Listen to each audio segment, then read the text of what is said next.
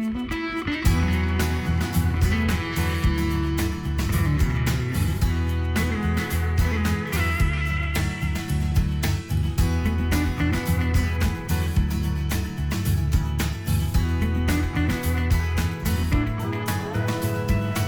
everybody to Viewpoint. My name is Tom Wilkins, and I'm going to go ahead and introduce our panel here today.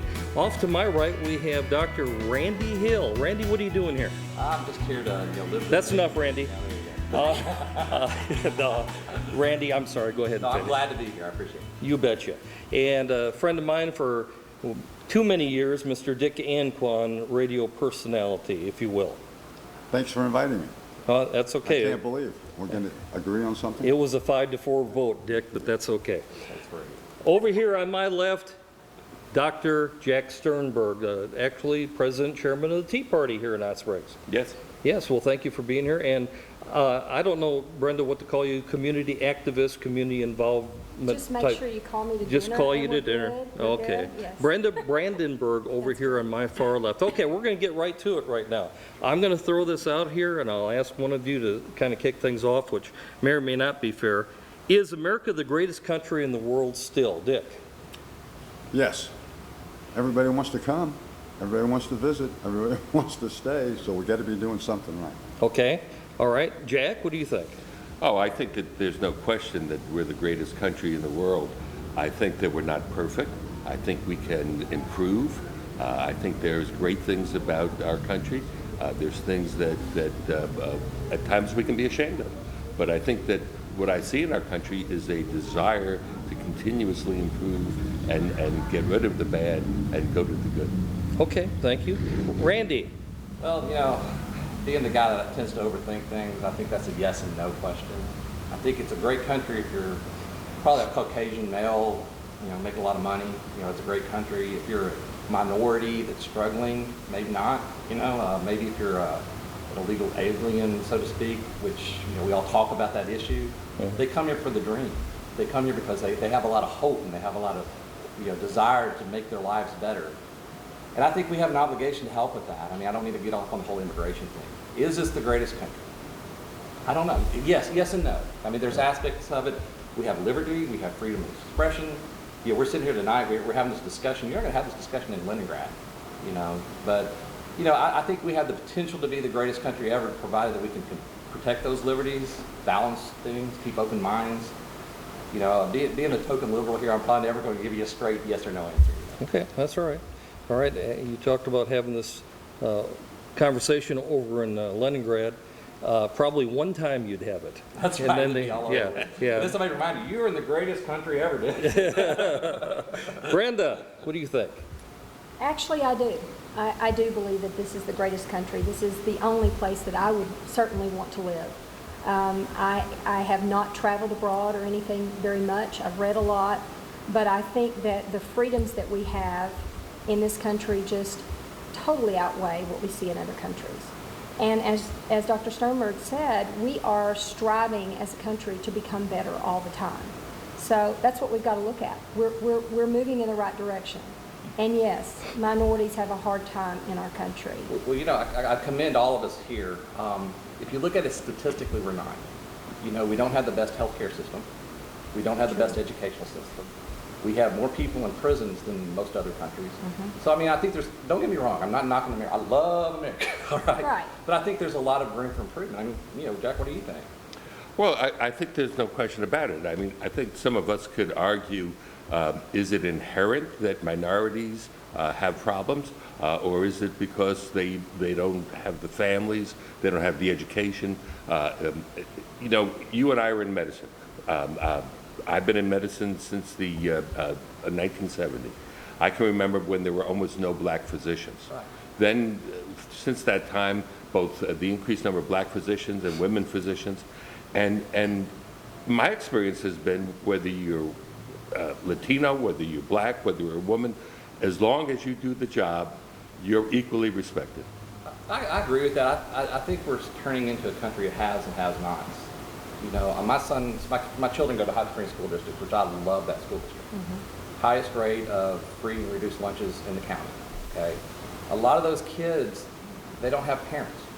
you Yes. know? And it's not a black-white issue, it's not a race issue, it's a poverty issue.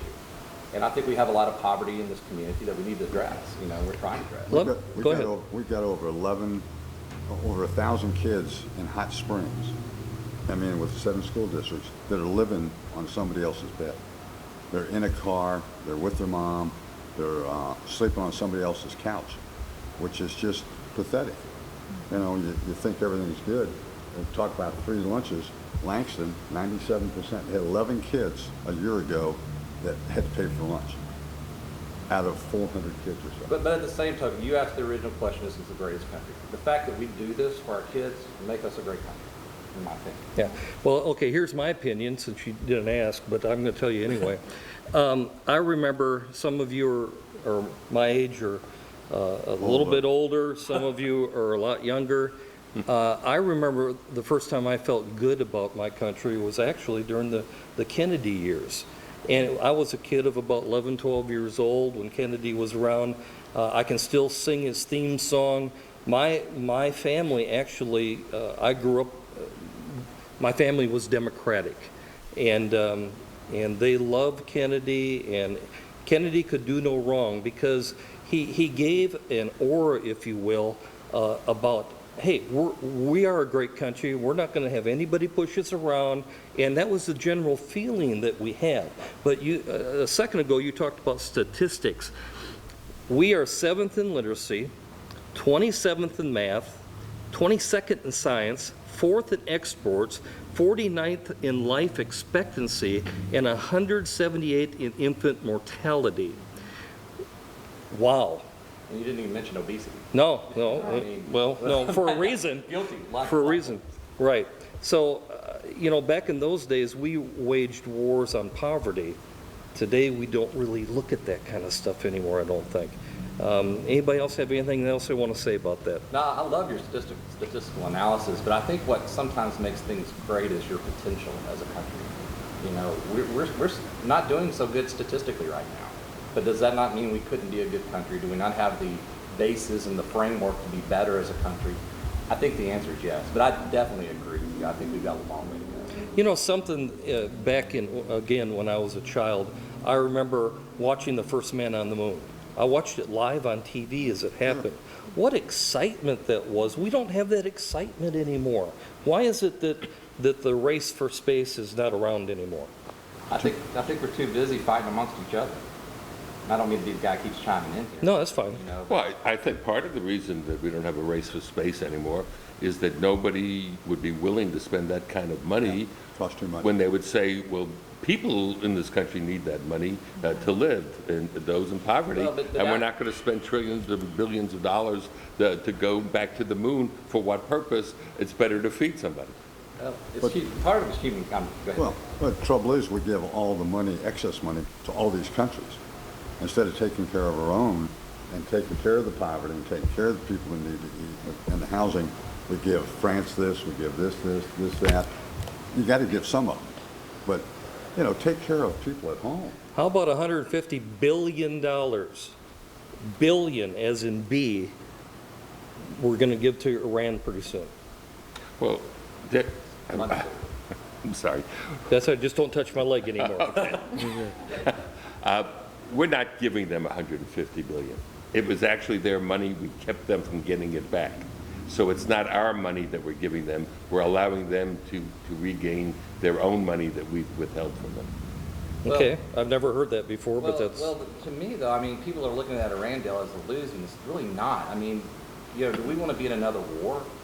I mean, do we really want to send our kids to keep fighting this endless war over and over again? I think the answer is not, and I think that the European countries can do this without us.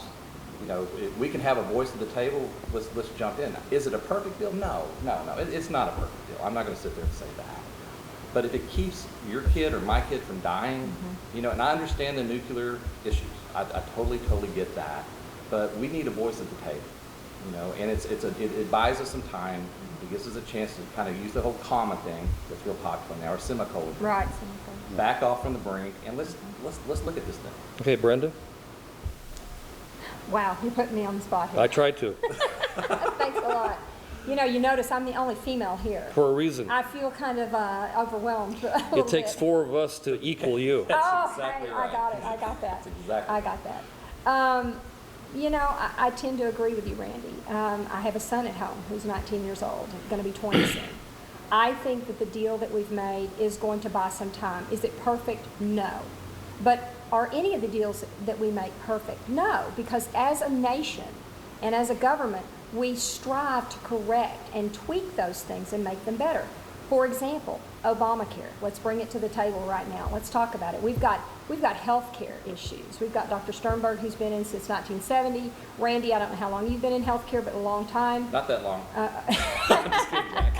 But I'm also a nurse. Second day. Okay, all right. But I'm also a nurse, and I'll tell you, I am very much in favor of Obamacare and covering the lives of all of the citizens of this country. As a nurse, when I go into a hospital and I deliver care, I don't care what their ability to pay is. They deserve the care just like anyone else, whether they're a minority, whether they're female, male, whether they're heterosexual, homosexual. They deserve health care. That's my opinion. Now, should the government foot the bill for that? I don't know. I don't know how I feel about that. I think that we do have to have some sort of universal health care, however, that covers everyone. Because let's face it, when people go to the emergency room, if they don't have any reimbursement at all, who's paying that anyway? We are.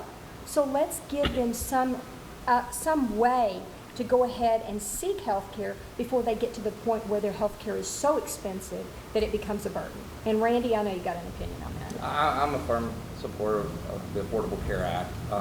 I think it's been politicized, unfortunately. You know, again, if you're going to say it's a government mandate that we treat every patient that walks through those hospital doors, find a way to pay for it. You know, and how you judge as a country, you know, how you treat your prisoners, how you treat your sick people, and what's the art you're going to leave for future generations to some degree.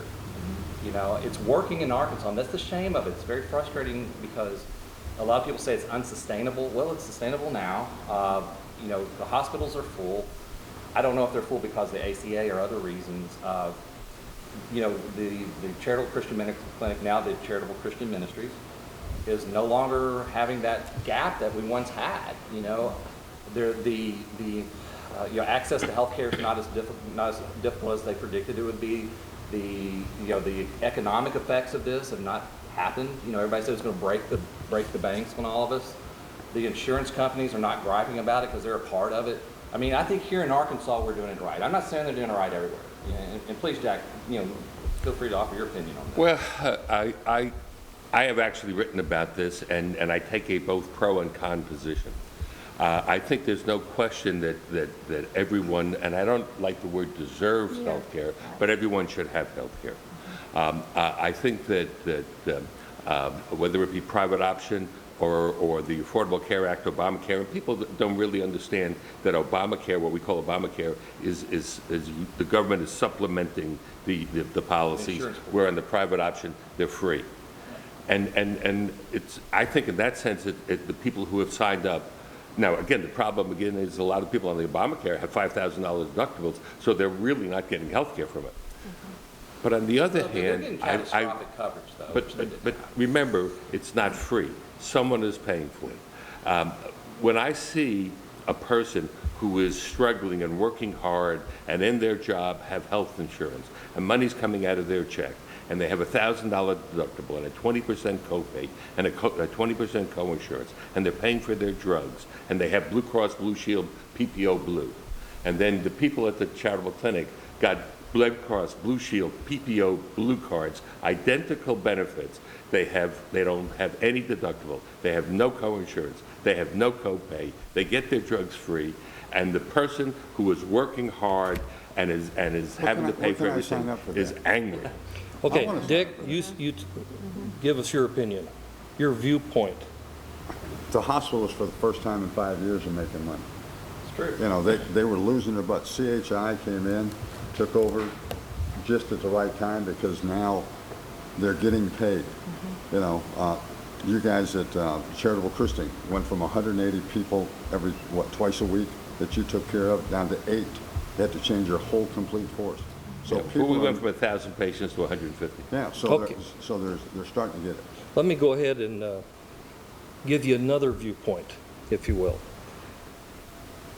Obviously, 3 of the 4 are in medical here, and one thinks he is. He's been on the receiving end. Yeah, that's right. I've got a Well, lot of it. and that's unfortunately, and I'm not trying to tell something out of school here, but this past week I had an episode where I had to take my wife to the emergency room, and there was one other person waiting that got in right away, and we waited 2 hours. 2 hours before we got past the door that actually said emergency room. Once we got in there, it was another hour before a doctor saw us. Okay, and I have passion, for sure. But when I looked in those empty rooms and didn't see anything else going on, now maybe there was in an area that I didn't see, but I've got a wife that's in more pain than I want to tell you, and yet 3 hours before a doctor could see her when it wasn't busy, and then once the doctor came in and diagnosed her problem and was willing to give her the shots or whatever she needed, it was another 50 minutes with me going down the hallway and saying, "Can you tell me what's going on?" Oh, well, yeah, well, we're it was, I'm sorry, at that point, I lost my general nice guy attitude, and I said, "Listen." She said, "Well, sir, we have our priorities." I said, "You see that lady in that room right there? She's my priority." Right. And I said, "It's been 3 hours plus, and she still hasn't gotten medication of any kind. What's wrong with this picture?" Go to Canada, and you would have got in 3 months from now. Well, I mean, our society wants right now. And sometimes you can't do right now. well, but no, Tom, your point is well taken. It is inexcusable to sit there and watch your loved one in pain for that period of time. Period. It is. Period. I'm gonna be very clear about that. We have a crisis in nursing in this community. We do not have enough nurses. We had a millage increase that we were going to try to get put through by the community college recently that got shot down. That was going to be dedicated towards training more nurses. Now we're seeing the effect. And we'll tell you, I think we have 60 open positions for nurses at our hospital right now, 40 to 60 or something like that. Oh. And you can't replace them overnight. And so what happens is they're going to hold some patients down there in the ER we're waiting to get beds on the floor, and we're waiting to get beds in the ICU. The system's being really pressed right now. I think it's the perfect storm of the people get a little bit older, needing more health services and that kind of thing. But to answer your question, that's inexcusable. Let me ask you this, Randy. I think someone just said that the hospitals are making money for maybe the first time in a long time. Is that true? That is Okay. correct. Why then is there one physician in the emergency room to handle problems? Well, it depends on which facility you're at, and it also depends on trying to get doctors in this community. We have a almost 1-year waiting list for getting somebody into see neurology now. We got to get our best and brightest to come back to this community. We really do. Until we can do that, they're going to go somewhere else.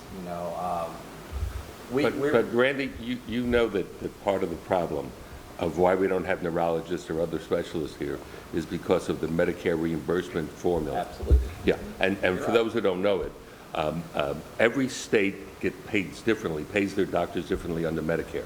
And it turns out that the reimbursement rate for physicians in Arkansas is lower than just about any place else. It's much lower than in Texas, and that's why all the doctors in Texarkana are on the Texas side, not the Arkansas side.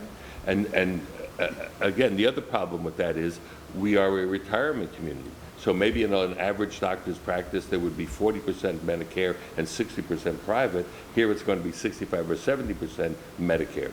So when a doctor looks at what he can make for a living coming to Hot Springs, Arkansas, he has a double whammy. Too much Medicare and too little reimbursement compared to other places he could go to. We've been very, very fortunate because we've had some phenomenal success of recruiting in physicians. I can't believe how fortunate we've been to some degree, but there are critical access issues. Before the ACA was going to come about, there are a lot of small hospitals that were on the verge of closing. I think you're still going to see that happen. I think in the state, you're going to see a kind of I think the lay of the land is eventually going to be CHI St. Vincent's versus Baptist versus, to some degree, UAMS, with maybe some smattering of some conglomerates out there. They're all trying to survive. But when you get down to when the rubber meets the road, the most important thing, your wife's in pain. Somebody needs to take care of that, period. I mean, there's no excuse. No Yeah. excuse. I obviously agree. I'm going to totally switch topics here. Totally switch topics. We're going to talk about something that's dear to my heart. Dick, I know, has been heavily involved. Brenda, I know, has been. Downtown Hot Springs, revitalization. Oh, wow. Brenda, kick it off. Wow. Well, Good, bad, and extremely ugly. okay, well, the ugly of it is the fact that the Majestic burned. And in fact, yesterday, I hear that we even had a fire at Maxine's, Right. which was extinguished very quickly, thank goodness, due to a quick report and Hot Springs Fire Department response time, as well as the 2-foot cops, I think, that came down. But we can't afford to have that happen. We have got to look at the buildings that we have right now and not allow the Majestic to occur at the Arlington, at the Aristocrat, at all of the buildings that we have. Whose fault is it? Oh, wow, that's putting me on the spot. I want to. The fault goes back quite a ways, to be honest with you.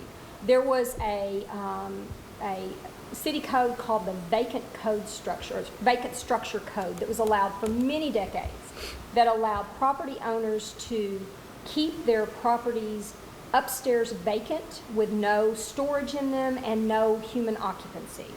And they were supposed to be completely impervious to elements or vagrants coming in.